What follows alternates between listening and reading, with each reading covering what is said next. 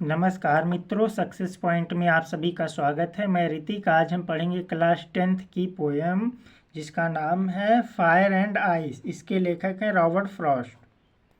Video शुरू होने से पहले मैं छोटा सा प्रॉमिस करूंगा, यदि आप इस वीडियो के अंत तक बने रहें तो आज के बाद इस पोएम में आपको कोई भी दिक्कत नहीं होगी। चलिए पोएम पर चलते हैं। पोएम शुरू करने से पहले हम लोग पोएम के बारे में थोड़ा जान लेते हैं। रॉबर्ट फ्रॉस्ट की कविता फायर एंड आइस उस दिन के बारे में है जब दुनिया का अंत हो जाएगा। इसके साथ रॉबर्ट फ्रॉस्ट दुनिया में फैल रही घृणा के बारे में भी संकेत देना चाहते हैं। दिन रॉबर्ट फ्रॉस्ट को विश्वास है कि एक दिन दुनिया समाप्त हो जाएगी, लेकिन वे इस बात से समंजस में हैं कि आखिर इस दुनिया का अंत किस तरह से होगा। Some says the world will end in fire, some says in ice. From what I have tasted of desire, I hold with those who favor fire. But if it had to perish twice, I think I know enough of it to say that for distraction ice is also great and would suffice। अर्थात सम मतलब हो गया कुछ, से मतलब होता है कहना, द वर्ड मतलब हो गया संसार, इंड इन फायर इसका मतलब होता है यह संसार एक आग का गोला बन जाएगा। अर्थात फायर मतलब आग, इंड मतलब समाप्त। तो कुछ लोग कहते हैं, सम सेज कुछ लोग कहते हैं कि संसार का अंत आग से होगा। कुछ लोग कहते हैं कि संसार का अंत आग से होगा। सम सेज इन आइस और कुछ लोग कहते हैं कि संसार का अंत बर्फ से होगा। From hot I have tested of desire. From hot अर्थात टेस्ट मतलब होता है स्वाद लेना, डिजायर मतलब इच्छा।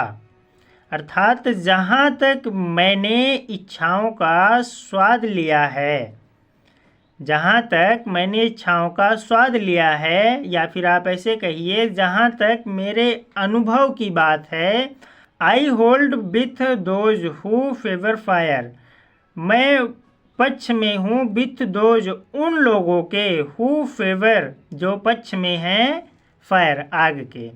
अर्थात कभी कहना चाहते हैं कि मैं उन लोगों के समर्थन में हूँ जो आग के पक्ष में हैं। ठीक, फिर से some says the world will end in fire, कुछ लोग कहते हैं कि संसार का अंत आग से होगा। सम सेज इन आइस और कुछ लोग कहते हैं कि संसार का अंत बर्फ से होगा। From I have tested of desire, लेकिन जहाँ तक मेरे अनुभव की बात है, आई होल्ड मैं उन लोगों के समर्थन में हूँ जो आग के फेवर में हैं, अर्थात आग के पक्ष में हैं। बट लेकिन, इफ मतलब यदि, इट मतलब इस, लेकिन यदि इस पृथ्वी का अंत, पेरिस मतलब होता है अंत, समाप्त, लेकिन यदि इस पृथ्वी का अंत ट्वाइस दो बार होता है, लेकिन यदि इस पृथ्वी का अंत दो बार होता है, आई थिंक मैं सोचता हूँ, आई न्यू मैं जानता हूँ, आई थिंक मैं सोचता हूँ, मैं जानता हूँ, एनफ ऑफ इट कि घृणा जो है वो पर्याप्त है। I think I know enough of it अर्थात मैं सोचता हूँ कि मैं जानता हूँ घृणा पर्याप्त है। To say that for distraction आइस अर्थात डिस्ट्रैक्शन मतलब होता है विनाश।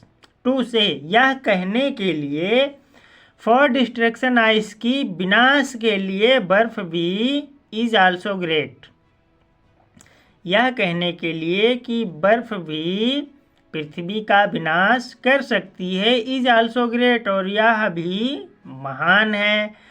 एंड वुड सुफाइस, सुफाइस मतलब होता है पर्याप्त, एंड वुड सुफाइस और यह भी पर्याप्त है। फिर से रिवीजन कर लेते हैं एक बार।